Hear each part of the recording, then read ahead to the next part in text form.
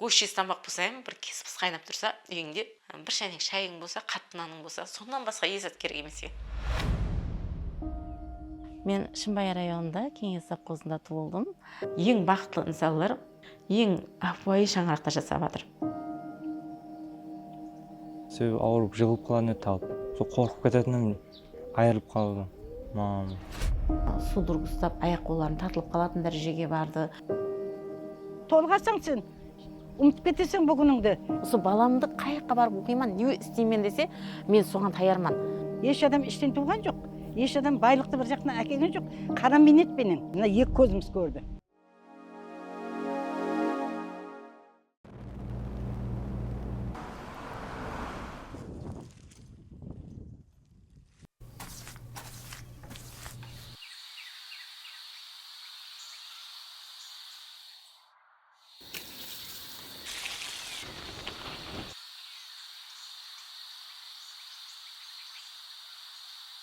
Мен Шымбай районында Кеңес совхозында туылдым. Өзім Минеткешілер шаңырағында мал бағып, пақта теріп, пақта ызлата. Анам өзі пақтакеш болған. Семьяда 7 туысқанбыз. 7 баланы бағып, бала тәрбиесімен шұғылданып, өз алдына жер алып, пақта еккен. Сол пақта атызларда ойнап, күліп, қос айтып, пақта теріп, пақта отап, сол жерде мал бағып өскенмен, сол кішкентайлығымнан саулығым болмағанлығы себепті анам денсаулыққа да пайдалы, сен таныс ойнасаң болады деп, сондай бір танцевальныйда оқып отырған қызларды көріп қызығатығым болған, өзі имканият болмаған онда. Сонан маған айтатын еді, саулығың да жақсы болады, бұл кәсіпте оқысаң деп, өзі маған бағдарлаған сол кәсіпке. Солайынша мектеплерде, ауыл аймағымызда өткерілген байрамларға, белгілі бір сәнелерге қатынасып, танысы ойнап жүргенмен, бірінші мәрте сол наурыз байрамларда милли киімдерді киіп, сол бахар маусымынан келгендігін, наурыз байрамының келгендігін сәубетте сөзсіз жеткізіп беретін бір қосқыларды тауып, танысы ойнап, халыққа жеткізуге әрекет қылатын едім. Солай жүргенлерімде сол біздердің уақытымызда дөңгелекке қатынасу дегенлерге имканият болмаған. Өз бетімізше даярланатын едік. Тек болғаны райолық домкультурада болатын еді. Соңынан 11-ді біткергеннен кейін сол мәдени ағарту техникумына кіріп, сол жерде өзімнің сол танысы ойнауға деген қызығушылығымды сол жерде арттырғанмын тәжірибе. Ой жерде үйренгеннен кейін солардың бәрі районға келіп жұмыс істегенімде асқатты. Оқушылармен қалай істесу керек, қалай танысыларды қою керек. Әлбетте бұлардың бәрі тәжірибемен болатын нәрсе. Тек танысы үйретіп қоя бермейсең, 50-60 қызды жинап танысы ойнату деген аңсатталып емес. Сол жерде районда өткеріліп жатырған белгілі бір сәнелер болатын еді. Мәселенкеде наурыз байрамлары, жаңа жыл байрамлары, ғарисілігіміздің кең түрде байрамланатын еді. Байрамларда фон деген болатын еді де, сол вақытларда фонда 150 қызбен істесетін едік. 150 қызбен. 150 қызды 15 күн давамында ең апуайы 4 ритмге түсіріп, соларды апуай әрекетлерменен фон беріп тұру үшін сахнаның екі шетіне шығаратын едік. 20-25 жыл сол тарауда жүрдім ғой. 2022 жылы сондай жұмыс күндерінің бірінде сол уақытында бір ысы суыққа қарамай, уақытында тамақланбай жұмыс деп жүріп, жеткізіп беруге әрекет қыламыз ғой, не істесек те. Соған қызығып, өзің қызыққан затың болғаннан жақсы көріп, болған сайын болса екен дейсең, сұлу болған сайын сұлу болса екен, көбейген сайын көбейсе екен дейсең, сөйтіп жүргенімде бір және аязлап, бұрынғы кеселігім шығып, қосымша бұны уайымлап, қосымша кеселіктерді арттырып, сол үйде азырақ жатыңқырап қалдым, сондай группаға шығып, сол үйде отырып қалдым. Көбірек стрессте болып, бұл нәрсе қалай бұндай болып қалды деп, ома бастан аяқ қалтырап ұлыма тоқтап өзім ұстай алмай қалатын дәрежеде болып қалдым. 6 ай ұлыма жатақта жатқандай болып жаттым, қатты күтіндім. Шашыларым бұларақта түсіп қалды. Ұлыма қиын болды, бұл шашыларым түсіп қалғаннан кейін адамға оған бір қуаныш бағышламайды ешқашан. Онан сайын уайымдайсаң, енді менің келешегім қандай болады, баламның келешегі қандай болады, бұл оқу керек, өсіп өну керек, бұл тек мен жетелеп, мен тамақlandырып жүре алмайды. Мен сол уақытларда балама отыратын едім, уайымлап, бұл ертең оқуым қалай болады. Докторлар айтатын еді, сонда сен енді отырып қалайын деп тұрсаң, сені бір адам бағу керек, қарау керек, енді сен сондай бір айрықша күтімге қарай деп тұрсаң деп не қылатын еді. Кәсібіңді сен өзгертуің керек, танысып ойнауға болмайды. Миға кислород жетіспей басыланған бұл нәрселер судорога ұстап аяқ қолларын тартылып қалатын дәрежеге барды. Тоқтамасқа денелерім бойсынбай дірілдейтін болып қалды. Аяқ ойын мұғалім еді ғой. Сол көпшіліктің арасында жүріп ауырып қалып, ұлыма көпшіліктің арасына кіре алмайтын қалды, жығылып қала беретін болып қалды. Қасында сүйеу болып, ана іштен мына ішке өзім сүйіп алып жүретінім. Көп уақыт ауырып жүрді. Ұлыма бір жерде отырып жұмыс істеп жатпа, сол жерде тұра алмай қалып қоятын еді. Мен тұрғызып, үйге әкеліп, суын, шай демдеп беріп, қасында болып қарайтын едім, укол алатын еді. Сол больницаға жатып, ауқаттасып не қылатын едім, хабар алып. Өзің не заттан қорқатын? Айырылып қалудан. Себебі ауырып жығылып қалатын еді талып. Сол қорқып кететінім, айырылып қаламын деп. Әлімбетова Мавлюда деген қызымыз бірнеше жылдардан бері 2016-17 жылдардан бері диспансерлік бақылауда тұрады да, невропатолог диспансерлік бақылауында тұрады. Келген уақытындағы жағдайлары, бірінші ауырғанлар ұлымадым, жағдай жақсы емес еді, қалтырап қалады, бір сөзім айта алмайсаң, қиын жағдайларға түсіп қалатын еді. Бұл кеселік бір белгілі басылар не қылмайды да, бір уақытта жақсы болып отырады, бір уақытта тез приступ беріп, приступ қалатын жағдайға түсіп қалатын еді бұл қызымыз. Бірден бейхал өзінің жағдайын жойтып алады, есінен танып қалатын жағдайларда болды. Көп жылдардан бері лечение алады да бұл қызымыз. Сәме уақыт дәріге тез кеп тұрады, емдеуханаларда жатып тұратын еді. Көп уақыт дәрі жеп жүретін еді бұл қыз. Сол уақытта адызда маған жұмыс істеп жүргенде бірден жығылып қалды. Сол уақытта ұлыма тартылып не қалды да, сөйлей алмай. Сразу скорыйға звонып кеттім, адам шақырдым, қоңсыларды шақырып, ұлыма қорқып кеттім, қолдарым дірілдеп, ұлыма қаяққа барғанын өзім білмеймін. Мысалы үшін айтатын болсақ, оның әуелгі көшіп келген уақытлары көп ауыратуын етті, мына судорога беріп қалады, скорый шақырады, больницада жатып қалады. Мына қоңсы обалар бәрі барып, ізінен барып, хабар алып, жәрдемдесіп. Сол ауырып қалады бір майданда, дәріге пұл таппай қалады. Көше жинабан бердік ретінде. Ақшада қатты ауырып. Жейтұғын нан таппай отырған уақытлары болды. Нан таппай отырды. Сол уақытта ұлларымыз тапарып беретін айнан арсынбай ақ қой.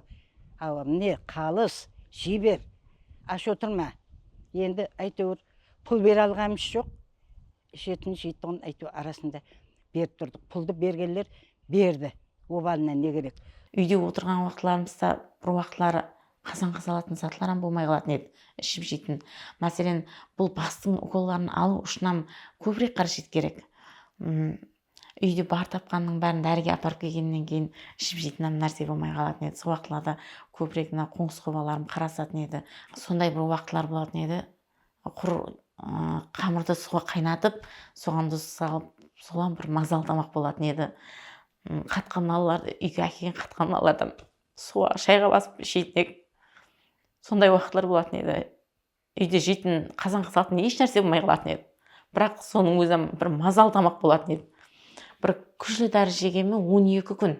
12 күн тұрмысқа ұйықтап жатқанмын. Тек тұрасаң, тамақланасаң, самалап келесең, жатасаң, ұйықтайсаң. Бұған мәселен керен сол 12 күн ұйықтап жатып оянғаннан кейін бір нәрсені түсіндім. Адам үшін ең жақсы нәрсе үйде отырып бір көшшес тамақ болса, бір кеспіс қайнап тұрса үйіңде, бір шәйнек шайың болса, қатты наның болса, сонdan басқа еш зат керек емес екен. Сол зат түсіндім. сол вақытларды ойлап жататын едім. Көп 6 айдай жаттым ғой енді жатақта, қозғалмадым.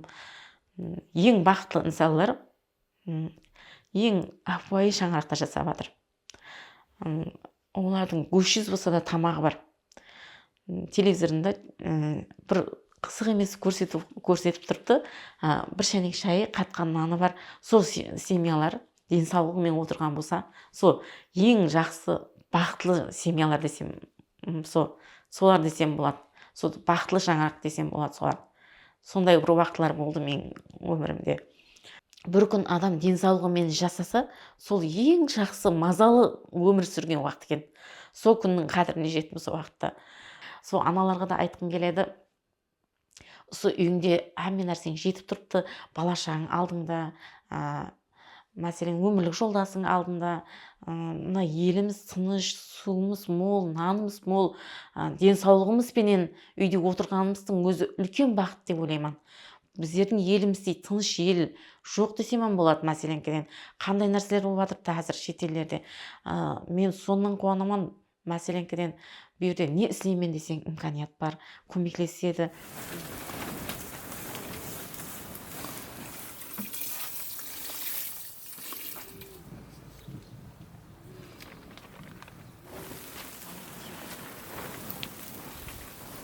Былайынша тәжірибелермен шаршаған кезіңде ішіне кіріп жұмыслап жүрсең, олма табиғаттың ішінде жүргендей боласың, кітай басың тыныштанады. Сол тарапынан көбірек пайда тигізді. Мамама пайда тигізді. Гүлшілікті басладық. Мамам гүлдің арасына кірді, сразу тәуіріп кете беретін болды. Үйде отырған уақытларымда сондай өзімнің ауыл бұқаралар жиынында жетілігіміз бар, хабар алып тұратын еді. Осы районда белсенді бір қолдап қуатлаушы мекемелер болатын еді. Үйіне барған тағдырде Мавлюда апаның үйіне барып үйренгенде жағдайы дым төмен екенін көрдік. Жалғыз басылы ана, екінші группа, награнлығы бар, жұмыссыз, кем дарыматлы, кем қаражетлі қожалық бар. Бұған қандай жәрдем береміз деп көрдік та, оның нелерге болатын қызығушылығын үйрендік. Қайсы тараптан жәрдем бере аламыз деп, сол махалле жетілігімен барып үйреніп шықтық. Кейіннен өзіндегі ұсыныстарын тыңдадық біздер. Онан кейін барып президентіміздің шығарып отырған барлық жеңілдіктерін, сол тайфаға тура келетұғын қарархам тармалларын бірге үйреніп шығып, оған тура келетұғын жолын көрсеттікті. Мавлюда өзі гүлшілікпен шұғыланатын, көп жылдан бері гүлшілікпен шұғыланады, бірақ шұғылану үшін, дәріні табу үшін ода ешбір имканият болмағанда, бір қаржылай жәрдем керек болды. Солардың хаммесін үйренген халда президентіміздің сплермелер үшін қолайлық жарату мақсатында шығарған қарарларынан субсидия тикарында оған ысыққана құрып бердік. Алдын барғанымызда ол үйіндегі ысыққаналардың қолдан соғылған екен да ол.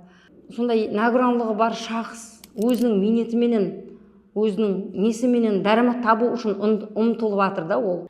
Субсидия есабында со теплица беріліп қойып еді, бірақ мен оны кеуілдегі deyip жүргізе алмай жатыр едім.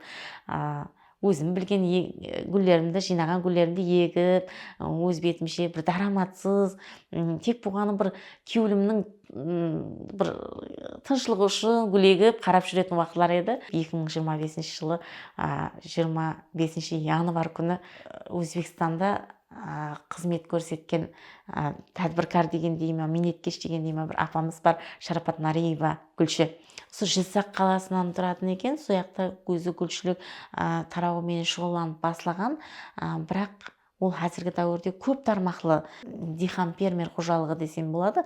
Сондай бір қазір оқу курсларын шөкемлестіріп тастаған ол апамыз. Гүлшілікті рауажыландыру үшін ода тәжірибе азлау еді да, сонан кейін Жизақам Наманганға жіберу чөлкемлестірдік. Махалле жетілігі тарапынан, хакімдік тарапынан. Әмме нәрсесі бару келу, азық ауқаты әммесі бейпіл болды. Барды көрдік. Бірінші күні барғанымыздан бастап ол жерде оқу курсы болатын жерге біздер жатақ жайымыз әмесі бір жерде болды. Сол жерге түскенімізде түсуден дәру білім алсаң алатын дәрежеде етіп қойды да. Еш машинаны түссең болды, қарайсаң қалай мәселенкеден үйге жүріп келетін жоллардан пайдаланып қойды да ол апамыз не. Сондай бір жүретін жоллардан аккуратно етіп бір жаңа жол істеген қапталарынан қаржет тауып жатыр десем болады ол жерлерден. Еш бір қарсы жерді бос қоймаған. Барып біздерді жақсы жылы жүзікпен күтіп алды, жатақ жайларымызға апарды. Ол жерде ауқатлық затларымыздан уақытында 3 мезгіл ауқаттан тәмелеп тұрды. Ол жерде ұстазлар болды біздерді. Тігу пішу бойынша мәселенкеден сондай жылыту системасыз теплицадан қалай дарамат алса болады парниктен. Ал су жоқ жерлерде қалай сусыз мәселен теплицаларды суғаруға болады. Солар бойынша бір әмме істеп жатқан істерінің бәрін көрсетіп шықты. Ол жерде ұстазлар болды. Ол жердегі істеушілердің өзіне де біздер қайыл қалдық. Әммесі орнында 200 адамдай жұмыс істейтін, әмменің жұмысы өз алдына. Ешкім бір-біреудің жұмысы менен араласпайды. Әркімнің жұмысы азанда таң атады, әмме өзінің жұмысына кете береді. Ерте әммесі уақытыменен жұмысына шығады, әмме өз жұмысында. Ешкім бір-біреуменен ісі жоқ. Қалеген уақытыңда барып, олардың тәжірибе аламан, түсінік аламан десең, барсаң түсіндіреді. Әмме нәрсені жаратып қойыпты, жол жөнекей кетіп, көре берсең болады, үйрене берсең болады. Өзіңе керекті тәжірибен балықшылық дейсіз бе, қоян дейсіз бе, тауықтың әртүрлі нәсіл, мал, сондай қой, ешкі, түйелерді, биогомстарды қалай таза істеу керек. Farkı vardı. Nimaga o'tda suv vaqtida berilmagan. Shunda farqi. Istilajda sizlar vaqtida suvini berib, dorisini berib tursanglar, oziqasini berib tursanglar, bundan zo'r bo'ladi. Nimaga tepada havo yaxshi yuradi, iliq havo. Мынау ысмалақ екен.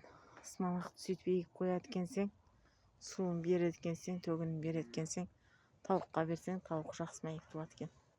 Мынау бақылары. Биогомс еретін заты. Стойкілері. Биогомсы қандай майда. Судың жиналып тұрғанына қара. Атларға су ұстан кеп тұрды. Мынау міне парник. Міне ұзынына кеткен парник. Міне мынадай су барады екен. Мына істеп қойғанларына қара. Үстіне қи салып. Егеткенсең, тұқымнан. Бізде ояққа барғанда еш көшеде сөйлесіп отырған адам көрмедік. Азанда тұрады, әмме амалық еселік сұрасқанда да көп сөйлеспейді бір-бірімен. Тек бір қатар сұрасады да жұмыс істек. Жұмысы әмме өзінің уақыты бар. Сол уақытта мен сол жұмысшылармен сәубетлесіп, солармен де бірге солардан бір білмеген затларын сұрайын деп барғанларында уақыты менен жұмысын істеу керек. Қоңсыларында көрдім, ешкімнің үйінде бір теплица көрмедік деген үй жоқ қолма. Әмме парник сілеп аған, еш болмаса теплица болмаса парник сілеп аған, парниктің ішінде маусыммен ақша табады. Бос жер жоқ. Соны елі де жақсы жолын ойлап тауып, бір адамлар сондай бір ізденіп, бір әуес ететін дәрежеде да. Минеткеш. Бұл жердегі адамлардың бәрі мемлекеттің жұмысында жұмыс істейді. Бірақ әммесі азанда ерте тұрып теплицаның ішінде жұмысын істейді, жұмыс уақыты болғанда жұмысқа кетеді.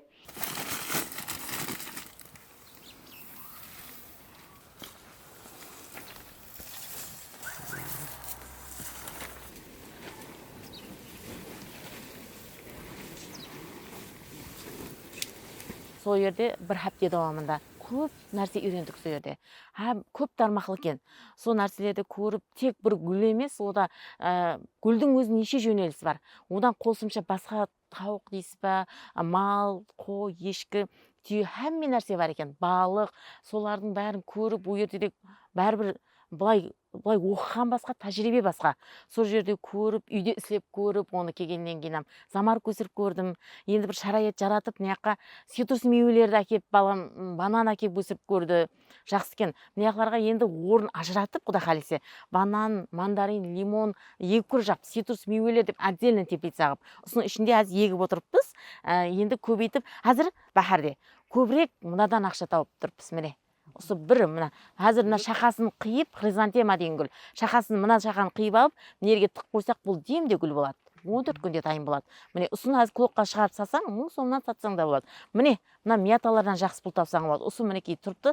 Мына еді қазір тамыр жоқ қой, бір хаптен ояқ баяғында қарасаңыз, тамырлап тым жақсы. Міне, тамыр байлаған мынау осындай болады. Апарып, міне мыналарда да тайын тұрыпты мінекей. Апарып 1000 сомнан сатсаң ақша. Бір ящик апарсаңыз 50 000 сом ақша. Бұл бір ящик өтпейді, ол жерде 4 ящик, 5 ящик, 1-2 сағат отырсаң, сатып қайтасаң. Үйге келіп түстен кейін қайта отырғызып, ана мекемелерге апарсаң, өрде де алады. Мекемелерде де. Қазір мыналардың ішінің бәрі күледі. Клокларға алып, шетінен әкетіп жатырмыз. Міне, мына апуай бір шақа.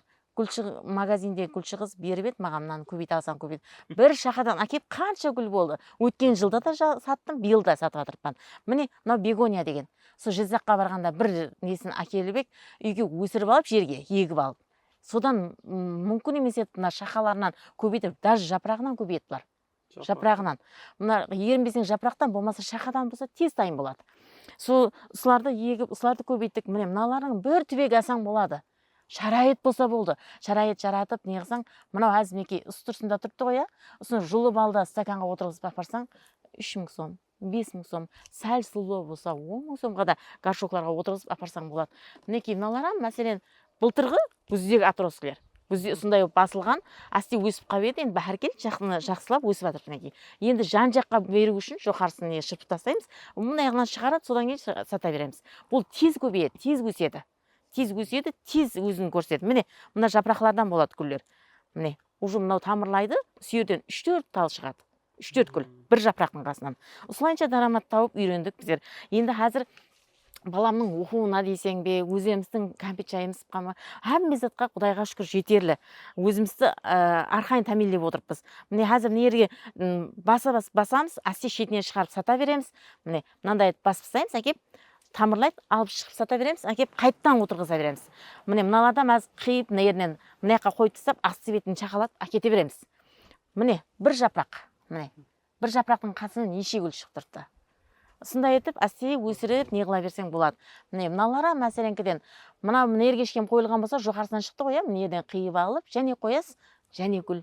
Мына бір қана пячкісімен тұрған розаның бір шақасы алып, міне, тырып қойып біз мінекей, тамырлай жақ. Кішкентай шақасы. Асти өзінің пячкісімен аяғыменен бөліп аламыз да, салып қоямыз, тамырлайды. Міне мынау қадым өрмелеп өсетін жабайы нелер. Бұлардың өзі пұл болады. 1000 сомнан сатылғанда да бар ма? Бір ящик гүл сатсаң, 50 000 сом ақша. 50 000 сом біреу бермейді мәселенкеден. Оны дейінде сатып боласаң. Апарасаң, 2-5 қала гүлдер отырамыз, бір майдан бір мезгіл сатамыз, бұл үйге қайтып кеп басқа талап.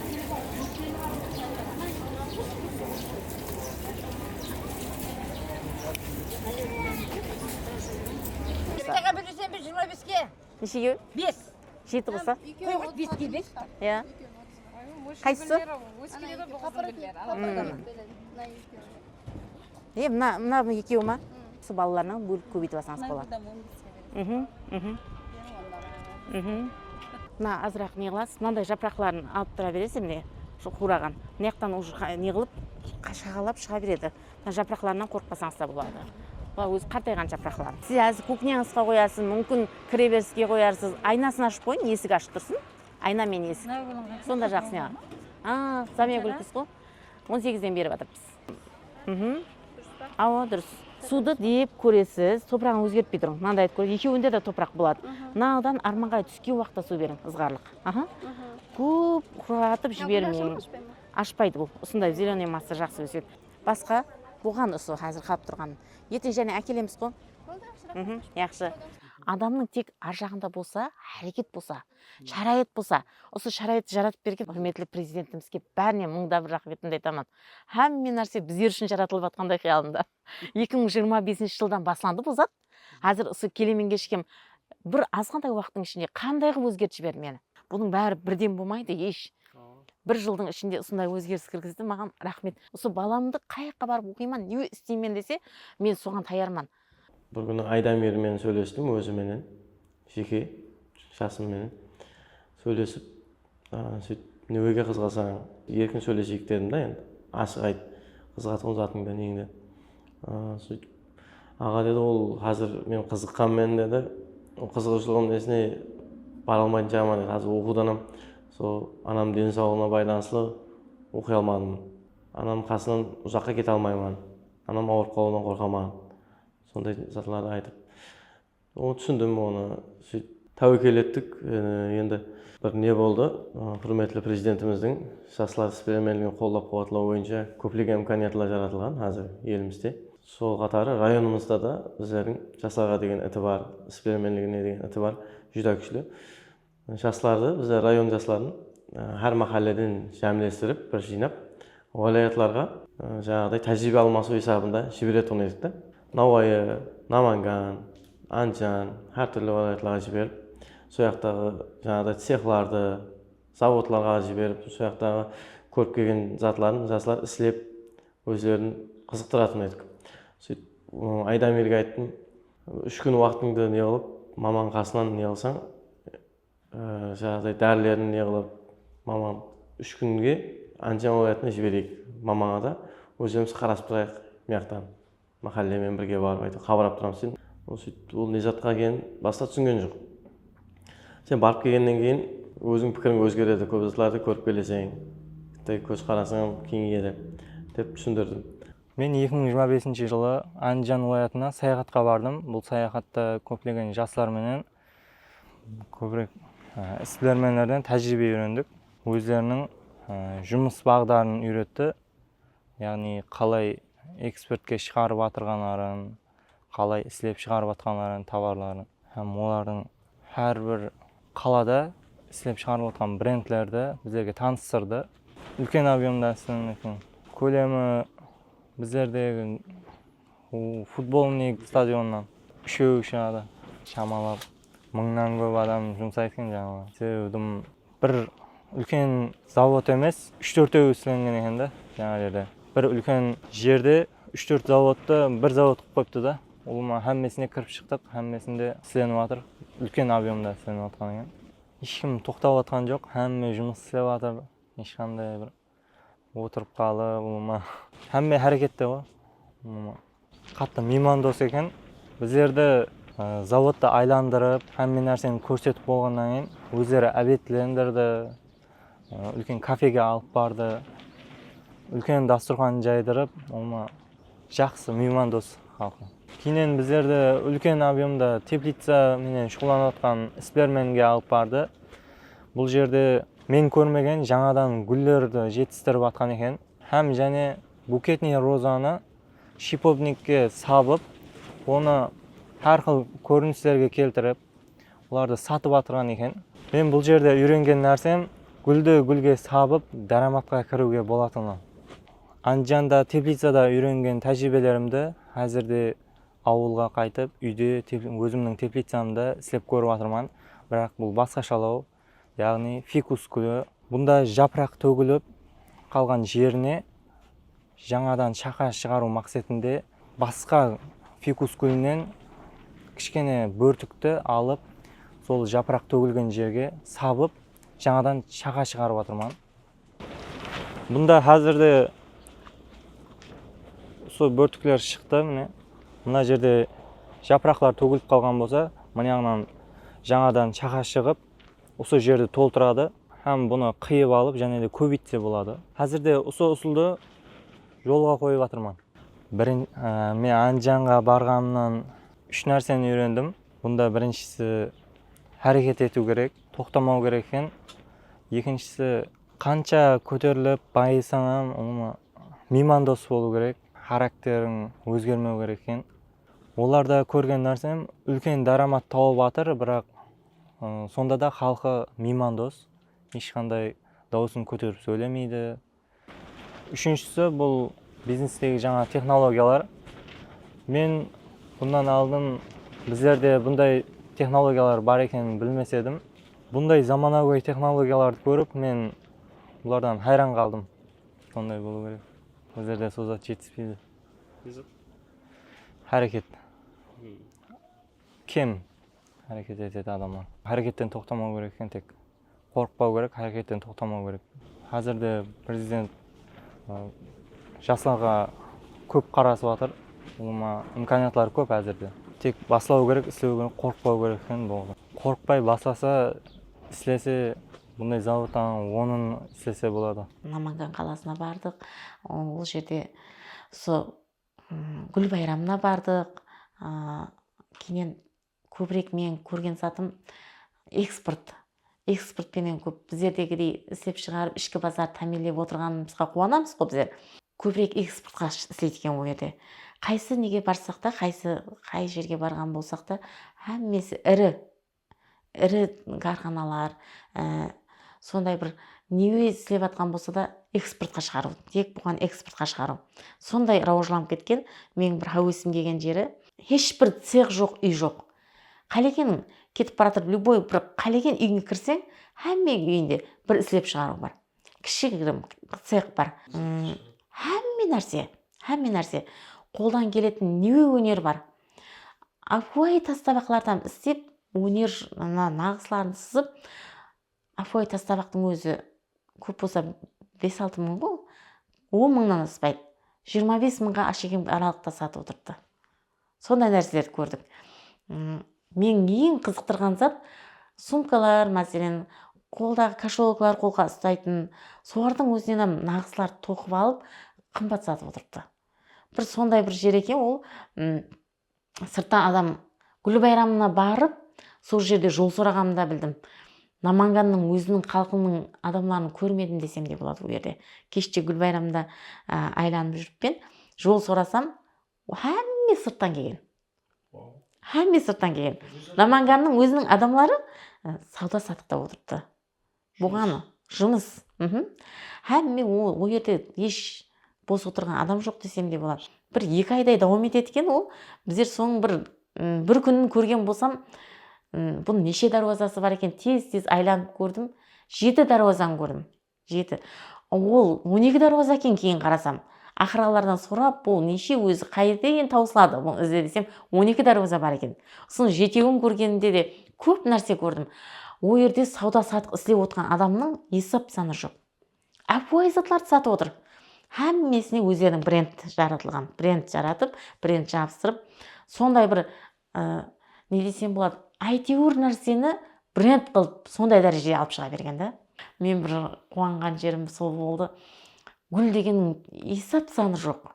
Әммесі сатып жатыр. Афуай бір гүлдің өзін айтайын да. Гүл егілмеген жер жоқ. Айланып деу салмайсаң, бір шетінде концерт болып жатырды, бір шетінде түрлі ойынлар шөкеместірілген, зор нәрселер істеп қойыпты, адамның ойына келмеген. Әммесі адамның бір кеуіл кейпиятын көтеру мақсатында істелген. Сыртқа шығып айлансаң, не істеу керек екені өзі көрінеді екен. Тек адам үйден шығу керек екен да бұған. Үйден шығу керек, қарау керек. Өзің істеп жатқан ісіңді сүйсініп, мощный қылып істесең, өзі сен клиент тауып болады екен. Сол нәрсені түсіндім. Баяғыда гүлді ексек кім алады? Өзім өмір заманында гүл алмаған адам едім. Осы гүлді екпей тұрып, бұл гүлді кім алады деп ойлайтын едім. Өзі шыңына шығарып, жақсы қылып істесең, сатып алатын адам табылады екен.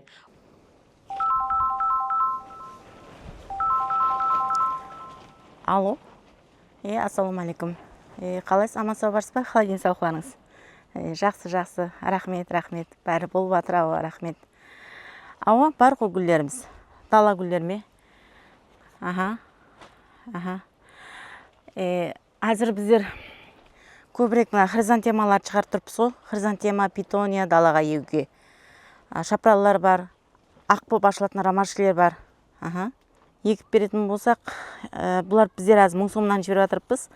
Егіп беретін болсақ, 1,5-2 мыңнан келісіп істеп береміз барып. Өзіміз төгілерін беріп, еккен күн төгін бір беріп кетеміз, кейін бір аптадан кейін және бір мәрте хабар аламыз, ондан кейін аржаны өз алып кетеді. Қанша? Бір яшіктен бе? Қайсы бақша ол? Болады, аха. Har qayсынан бір яшіктен 50-50-ден болғанда 4 түрлі гүл барады да сізге 200 штук. 1000 сомнан. Аха. Майлы 500 сомнан қоссаңыз егіп береміз. Болды. Машина салып жібереміз. Ар жақтан өзіңіз күтіп алатын болсаңыз. Қосылып барайық, ә? Болады. Кешке істесек болады қазір. Яқшы болады. Телефонласамыз, яқшы. Ана доллардан ала бер, Замия.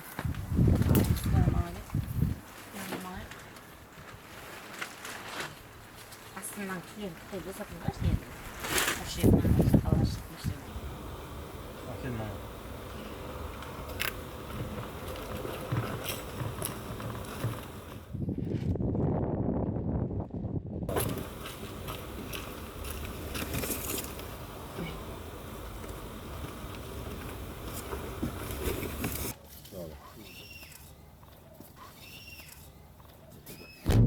Әзір ең көбірек бақшалар алып жатырды. Бала бақшалар мәселенкіден кеше бірінші үйін бала бақшалар байрам өткізді бәрі балалар күні.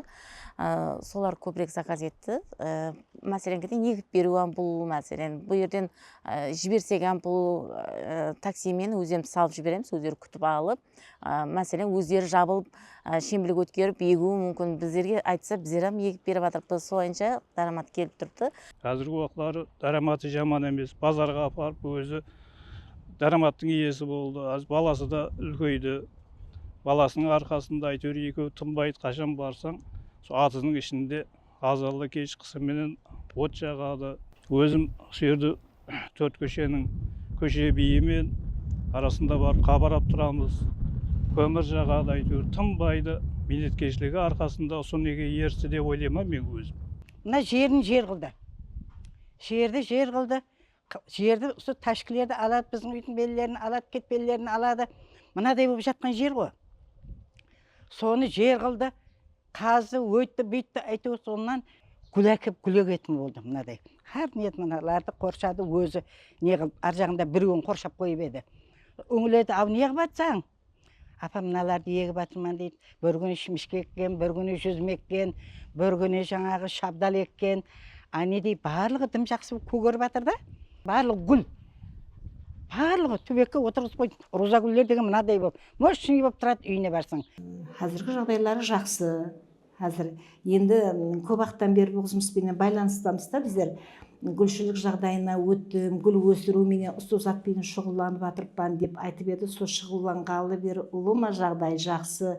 Бұрынғы кеселігінен енді кесел деп айтсаған түсінбейтін сенбестік дәрежеге жетті да. Ома гүлменен өсіріп, бір басқаша дүнияға кеп қалды бұл қызымыз не. Біздер одан консультация аламыз, одан біздер аламыз, ол біздерден алады. Біздерге кеселігі мен жағдайын айтып келсе, біздер гүлдің профессоры деген ат қойдық оған өздерімізде. Қазіргі уақытта енді Мавлюданың жағдайы бұрынғы жағдайына қарағанда біраз жақсыланды. Ол енді бұрын дарамат табу қиналса, қазір еркін өзінің өндірген нәлілерін әммесін сату арқалы қаражат тауып отырды да. Енді қазіргі уақытта майхаллемізде ең үлгілі кәсіпкер қылып қойыппыз оны. Сондай социальный жәрдемге мүтәж, һәм нәгіранлығы бар жалғыз ана болса да, әммеге үлгі ететін іспілермен әйел сипатында көреміз оны қазіргі уақытта. Гүлдің арасында тәуір болды десем болады ғой. Сол көбірек дәрі дармақтан емес, көбірек сол гүлшілікті басағанда гүлдермен сөйлесіп жүретін еді өзі. Ана гүл ауырып қалса, сол гүлмен сөйлесіп, топырақларын алмастырып, басқа ыдысқа отырғызып, жақсылап. Содан тәуір болды көбірек. Ең жақсы маған ұнаған тарапы, әмме уақыт бір темде ішінде гүлдерге қарап кеуілен жүремен біріншіден.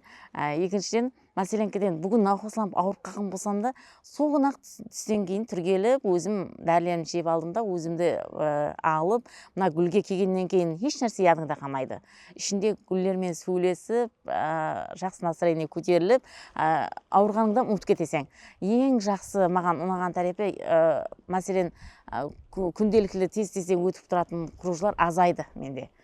көбірек тек шаршап қалғанда, аш болып қалғанда болады, былайынша нерв жетіп болатын нәрселер жоқ болды қазір. Және тағы менің өмірімде өзгеріс, ол мендегі бұрынғы жетіспеушіліктің өзі көп стресс алып келеді адамға. Сол нәрселерден арылдым. Баламның оқуының мәселен қаржеттері, киім-кешек, коммунал төлем бәрі орнына түсті қазір. Мавлюд апай енді қанша қиыншылыққа қарамай, көп қиналған, енді жалғызбасты ана, перзент тәрбиесі, һәм основной сол дәрәмет табу мақсатында көп қиналған. Мұны біздер өз көзімізбен көріп, жетілік барып үйрендік. Осындай қиын оқиғаға түсіп қалған бұқараларды шығару, оларға жәрдем беру мақсатында құрметті президентіміздің шығарып отырған, істеп отырған һәмме ислахатларын біздер тура бұқараларға жеткізіп беріп жатырмыз. Осындай имканиятлар жаратып беріп отырған президентімізге рахмет әуелем бар. Не деген жеңілдіктері бар ғой һәммесінде, ол басқа мемлекеттерде енді жоқ, бірақ хақиқат тана аламыз да. Бұқараларымыздың қайсы қатламында жасауынан қатты назар һәммеге теңдей не беріп қойыпты да.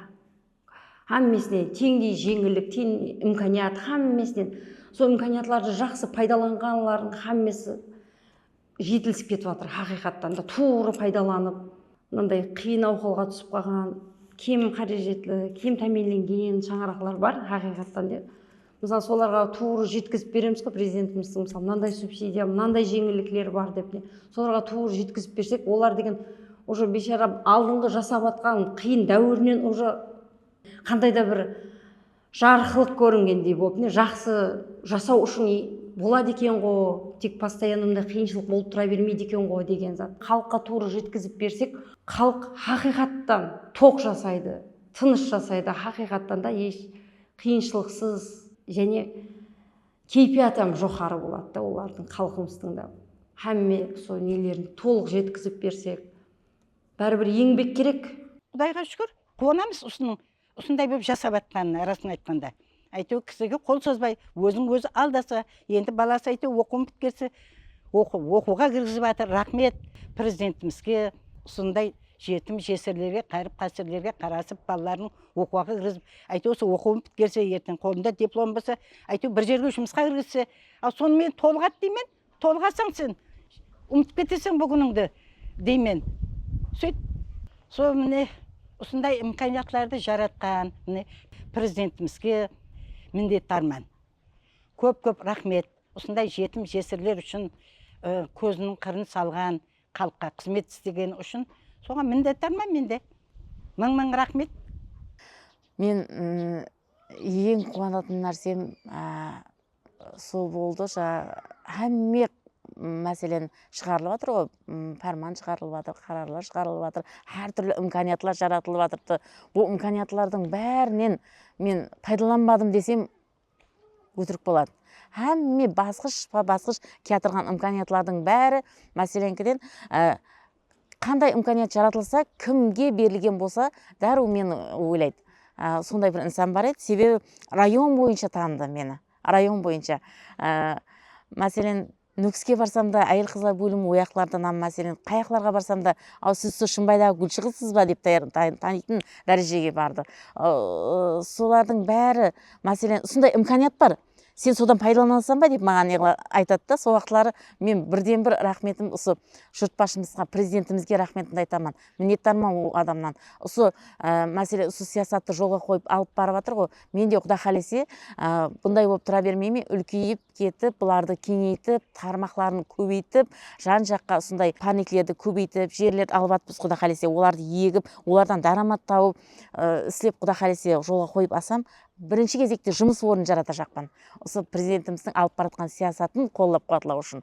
Және тағы үйінде бос отырып, еш шығып имканияты жоқ істеуге, сондай адамдар тауып, мен өзім қалай басылаған болсам, мені инсанлар қалай қолдап қуатлаған болса, райондағы әрбір мекемеге, осы өзімнің маканкомыма, өзімнің макан бұқаралар жиынына бәрінің қалай мен қолдап қуатлаған болса, мен де өзім соларға сондай етіп қолдап қуатлап көмегімді бере жақпан. Адам өзі қандай жағдайда болса, мәселен мен өзім ауырып қалдым деп отырпан, ол жағдайым жамаласып қалды деп отырпан. Сол жағдайым жамаласып қалған уақытларда да орнынан тұрып, сол жәмиетке қосылдым, адамларды көрдім, қарасам менен де жағдай жаманлар бар екен. Олар бір нәрсе істеп жатырды. Өзінің орнын тауып, біреулерге пайдасын тигізіп істеп жатқан адамларды көрдім. Мен ойлап қалдым, әйтеуір бір нәрсені бәне қылып жатырған екен мен үйде. Әммесі бекаршылықтан келіп шығады. Қарасаң үйінде 12 мүшесі бүтін, балаларда бой жетіп тұрыпты. Сондайам бір кеуілінде мынандай тыныштық жоқ, бір кеуілінде бір не дейміз, тойымлық жоқ инсанларды көрдім. Солардың бәрі мәселен бар имканият, солардан пайдаланып, қазіргі бар имканиятынан бетер жақсы балалар үшін шарайет жаратса, істеуге болады. Қандай жағдайың төмен болса да, шығып, мәселенкіден өзіңнің жақсы көрген кәсібің бойынша бір хапте давамында көшеге шығып қарасаң, инсанлар не істеп жатырды, өзі құрамаласып, имканиятлар жаратыла береді. Шығу керек, орнынан тұру керек, істеу керек.